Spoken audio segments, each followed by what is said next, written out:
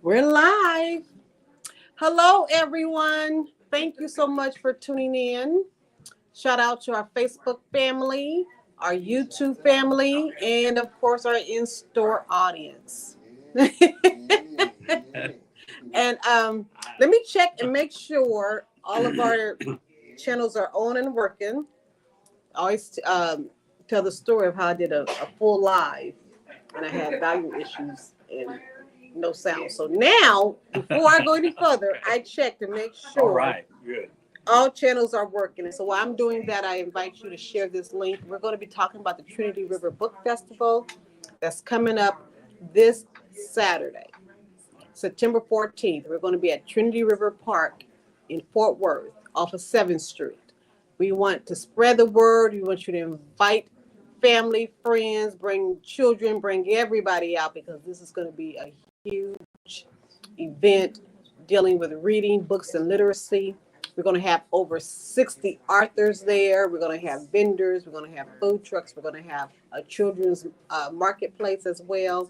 So definitely make your way to Trinity River Park, September 14th from 8 to 2. We will be there from 8 to 2. Okay, we're going to kick off with the run to read. And let me make sure my stuff is working because I will repeat all that if it's not. Let me make sure I am. Yep, that's working. Let me make sure my other one. And I'm so excited that I have a friend with me today, TD Motley. He's going to be one of the authors at Trinity. Yep. And so we're going to delve into his book in just a minute. And on one of the panels. And you're a panelist. Yeah, you got several roles on that day. So let me make sure we're on. This will be the second year that my wife and I have actually come to the festival. And we were so impressed last year. It was just so much fun last year. So we're looking forward to that. Again, I'm very honored to be one of the authors for this year's festival. Yep, we're ready. All channels are working. All right. Well, thank you for joining me. You bet. TD, I appreciate you so much for being here. Hold up your beautiful book. This is his book, y'all. Yes, this is The Art of Farming. Art of Farming. Okay, this is your first novel. It's my first novel. I've written a lot of academic and non-fictional stuff on art and on farming, on soil sustainability and organic farming and that sort of thing. But this is my first work of fiction, and so I'm really happy that the doc is carrying the book, that we're going to be part of your festival. Really appreciate you letting us be part of that. And the characters in The Art of Farming, it's really a book about stewardship. It's about caretaking of the animals and the land and of each other. The animals are as much characters as the people are in the book, and they have their own aims and goals. For example, the main antagonist in the book is a miniature Sicilian donkey who spends his whole day trying to outwit his kind caretaker, who happens to be a retired art professor who's gone back to the farm. And so there's a little bit of autobiographical material in the book. Interesting. As well. But so I illustrated the book and I wrote the book. So the cover is a painting called Cornfield at Sunset. It goes around the cover. And then each of the chapters begins with a drawing of one of the critters featured in that chapter. Find this real quick. Chapter 1 is called Portraits, Paddocks, and Poultry, for example. And here you see that same little evil donkey. You see it? Can you see it? Okay. Yeah. Okay. And so each chapter begins with an ink drawing of one of the animals. And so there's Homer the blind lamb, like the blind poet, and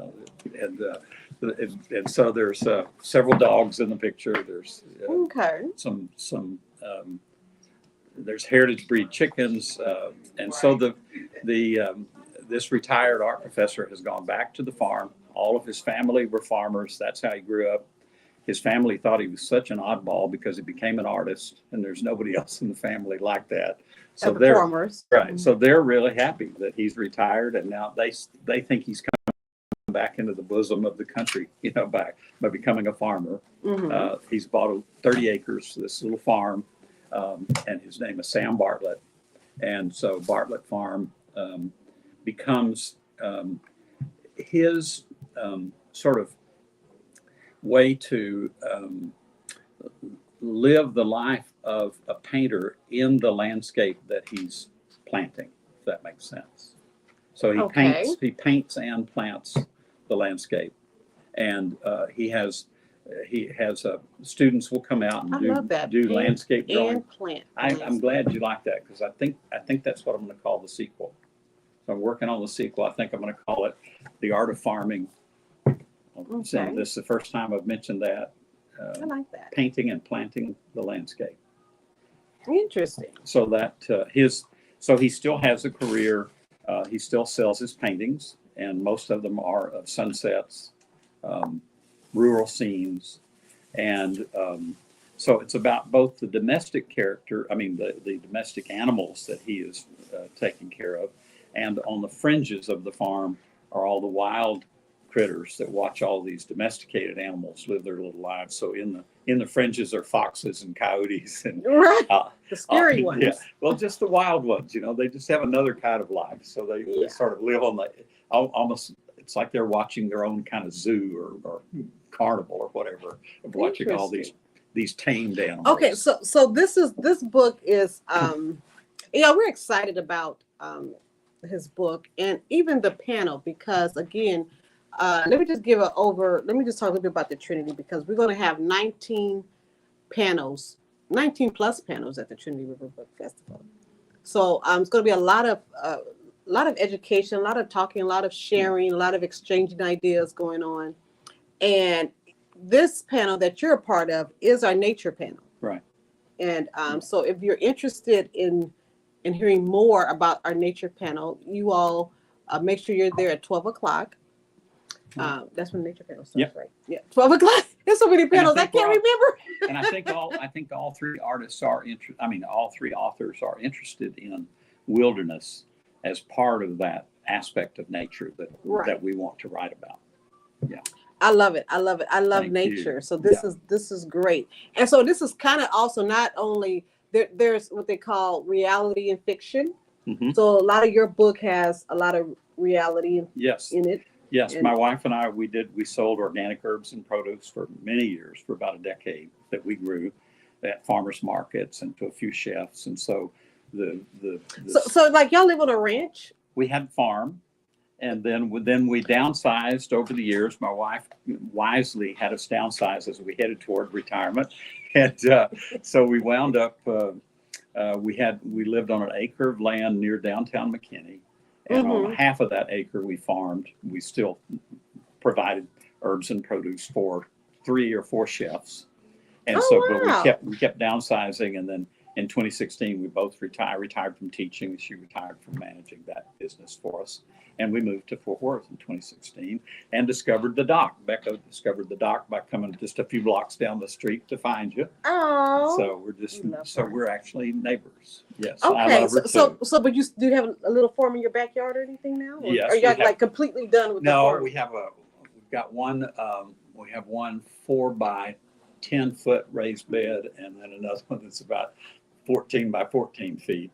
And okay. So that's doing a little bit of bit different from the 30 acres. Right. A big difference. So, yes. I wonder honestly. She doesn't mind. I wonder honestly though, if the food tastes differently. I mean, imagine the 30 acres you got real.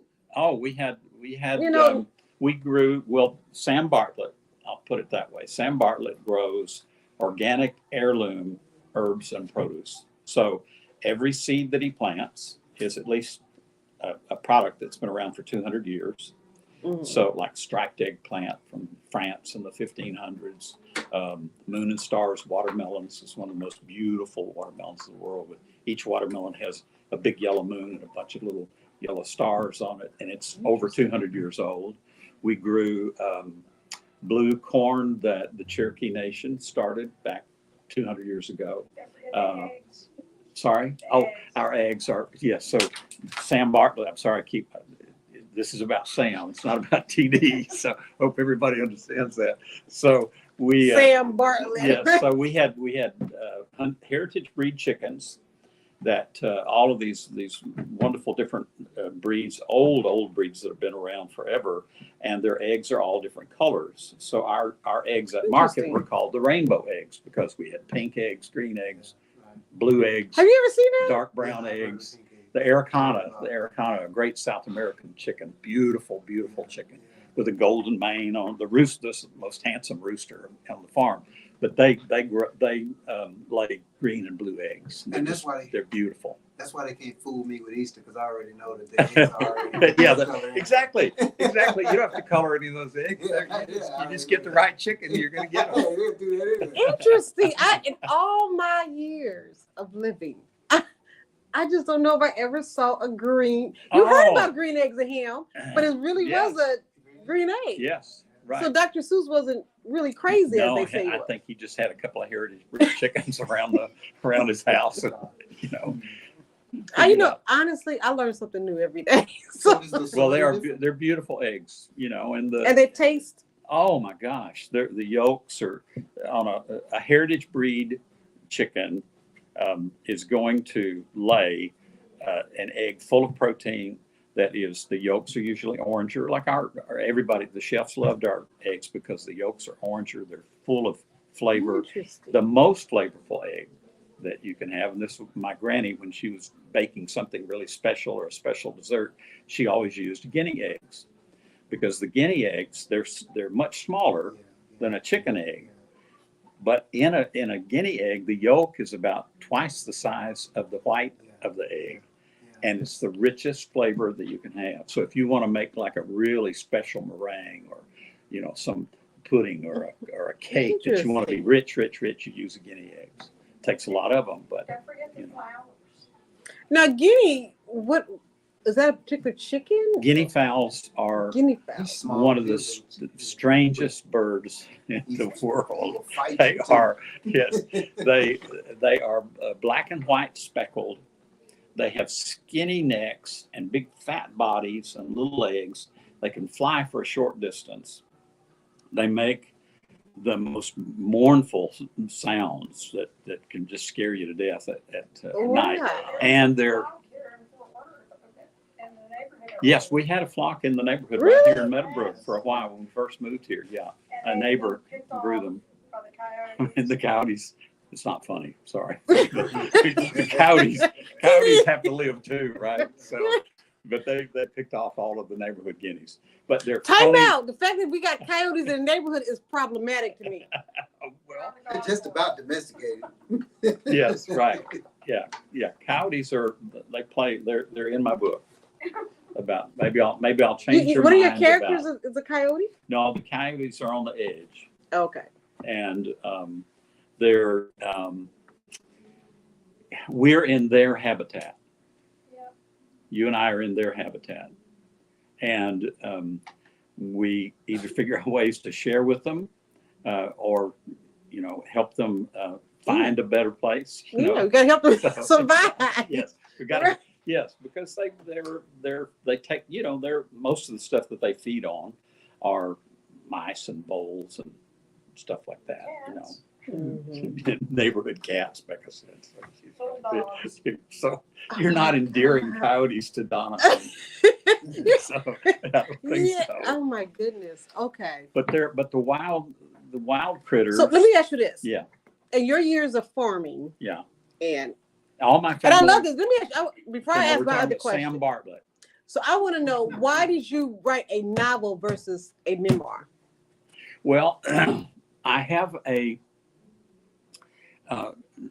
my memoir is going to include all of the years that I actually taught art and a whole bunch of other stuff as well. But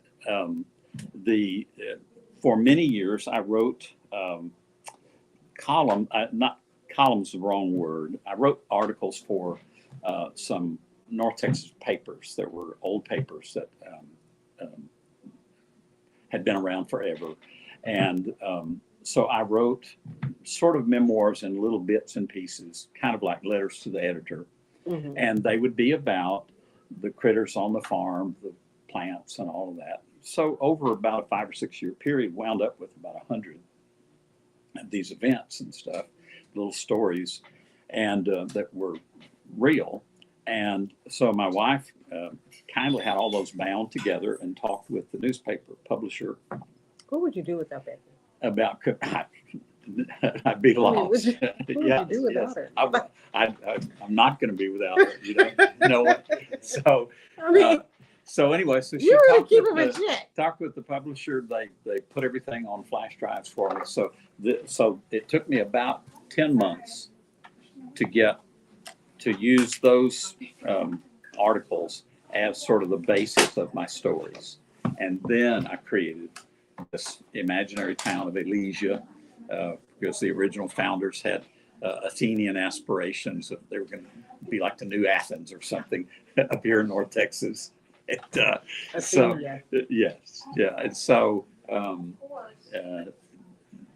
putting together, I want to share with you about, I had one of the reasons that I did not write fiction over the years, because I published a lot of things about art and art history and farming, but all nonfiction. I have a great love of this character, Easy Rawlins. Do you know the Easy Rawlins Oh my gosh. detective? You know I love Walter Sorry. Mosley. So Listen, I'm a Walter Mosley fan. I'm his biggest fan. No, I don't think you're bigger than me. No, So I don't think neither one of us are bigger than my mother. My mother's a huge Walter I can understand. So here's what happened.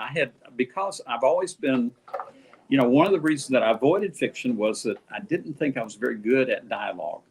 It was hard for me to figure out how do I have this character like John talk with you in a scene and y'all do exposition through the dialogue. I thought, man, that just seemed like such a great challenge. Okay, so then I discover Walter Mosley, and I discover Easy Rawlins, and I'm like, and it dawned on me, and I read all of the Easy Rawlins novels. Okay, all of them. I love the character. Great series. And so it dawned on me one day, because I was thinking about how do I get Sam Bartlett to be both the narrator of the story and a main character in the story, and also let him be self-reflective about stewardship of the land, etc., and also make comments about, and then be involved with these characters. It's Easy Rawlins, and that's exactly what he does, doesn't he? Right. I mean, it's like he's in the moment, experiencing something that's going on, and he's also having emotional responses about his love for his children, etc., and some of his wilder buddies that he used to hang out with from Houston. It's just and I thought, that's it. I can do it. So Sam Bartlett. One of them they made into a movie. Yes, Woman in a Blue Dress. Yes. Devil in a Blue Dress. The Devil in a Blue Dress. Yes. That was, yeah. And so when it dawned on me that was, I'd read several of Mosley's Easy Rawlins books, and then I realized that Devil in a Blue Dress I first saw as a movie years ago with one of my favorite actors, Denzel Washington, and that's easy. So any of the other, I'm sure many people are like this. Any of the other Easy Rawlins books that I read, how can I not see Denzel? That was great casting, because he did great with that. Yeah. So The Equalizer. Okay, so well, that's good to know that one of your inspirations. So that really was my solution, to have a central character, the farmer, who also tells you the story, and is also he is able to be in present tense, past tense, and think about the future. And Easy Rawlins was my inspiration to do that. Wow. That solved everything for me. And I think that I write some good dialogue now, finally, after all these years. Well, we're excited, y'all, and I want y'all to come down to the Trinity River Book Festival, meet T.D. Motley, talk with him, get his book. Again, he's going to be on the panel at 12 o'clock. Come to the dock tables and buy the book, and I'll Yes. sign it for you. Yes, Yeah. yes, he's definitely one of our features, and so we Thank you, Don. I hopefully, appreciate you're going to have a great conversation. It's going to be fun. It's going to be fun. Yeah. I'm really excited about it, and I'm going to I'm still thinking about doing the walk.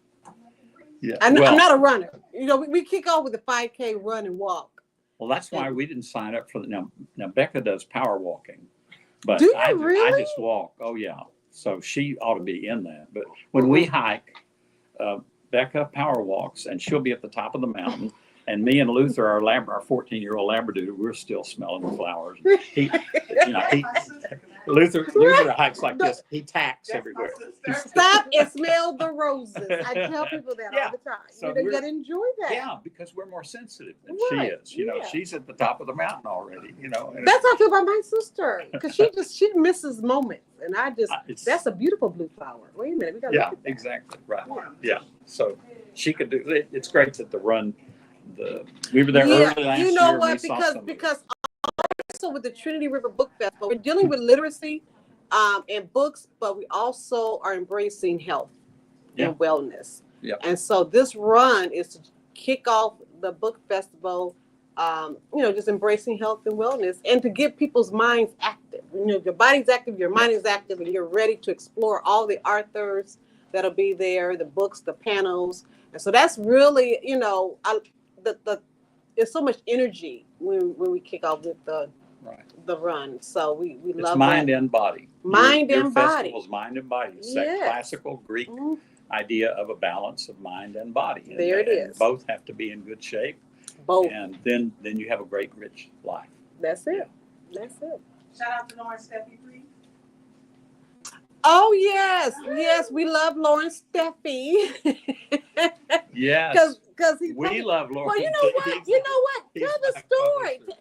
I want TD to tell the story So on what happened, how this all came about. Last year, because when we moved here in 2016, Becca discovered you guys here at the dock, and she is ER Bill's biggest fan, and so I'm the second biggest fan. We love his stuff, and so we knew that ER was going to be there, and so we came to the festival last year so we could meet ER and chat with him. And shout out to ER Bills. Let me just Yeah. pause for a minute, Yeah. because ER is normally at the Trinity River Book Festival. He's one of our faves, okay? Yeah. I mean, we will fight you over ER. Just don't mess with him.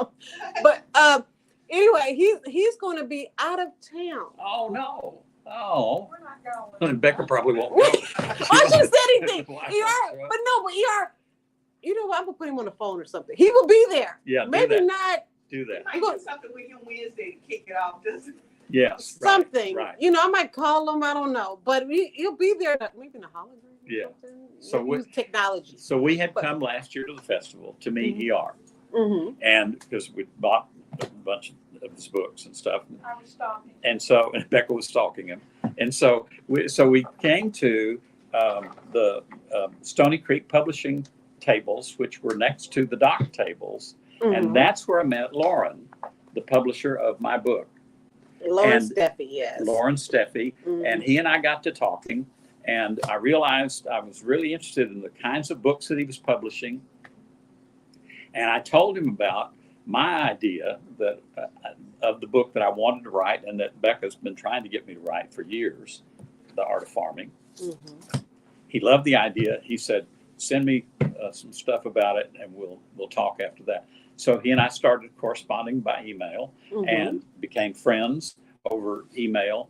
He loved the idea of the book, and he thought, I know he told me that he had several publishing friends who, when he first introduced the idea of The Art of Farming, they were like, "Okay, this is a book about art and farming, and how the heck are you going to market that?" Right? And so he said, How "Well, you put those two we're going together, to try." right? Well, we did it, and it's awesome. And thank you so much. And so anyway, so that's how we actually got to meet Lauren. That's how the book came about. So the dock and the Trinity River Book Festival are very important to us and very special to us for a number of reasons, including The Art of Farming. Yes. Yeah. And so that's just a testimony. You never know who you're going to meet at the Trinity River Book Festival. That's right. So Yeah. definitely make your way down there. We will be there from 8 to 2 Saturday, this Saturday, September 14th, 8 to 2. And we'll get to see you run. If- I walk. Sorry. I'm gonna run and walk. I'm gonna do both. Okay, how about that? Run a little, walk a little. There you go. But yes, like I said, we have a great time. So definitely make your way down there. Also, we're gonna have a wonderful We're gonna end it with poetry in the park. Oh, great. And I love that. So make your way, enjoy the poetry in the park that we're gonna have. We're gonna have music also at the park. We're gonna have so much stuff. Yeah. Yeah, it's gonna be fun. All right, everyone. So countdown to Trinity, spread the word, share, and make sure you're there. We'll see you there. All right. Oh, John, I need you to do John's gonna sign us off. Thank you, John. Signing out.